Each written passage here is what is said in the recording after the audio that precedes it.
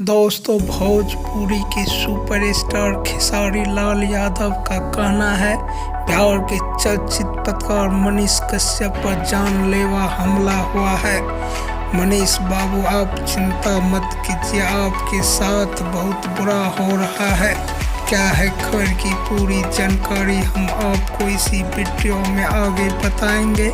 अगर इससे पहले आप मेरे चैनल पर नए हैं तो मेरे इस चैनल को सब्सक्राइब और वीडियो को लाइक जरूर कर दें। जी हाँ, आप लोग ने सही सुना, भोजपुरी के सुपरस्टार खेसारी लाल यादव अभी बहुत दुखी है मनीष कश्यप को लेकर। उसका कहना है मनीष कश्यप पर जानलेवा हमला हो रहा है। बिहार के उप मुख्यमंत्री तेजस्वी यादव को ऐसा नहीं करना चाहिए। जो एक सच तक न्यूज देने वाले को ही आज अंदर कर दिया गया है।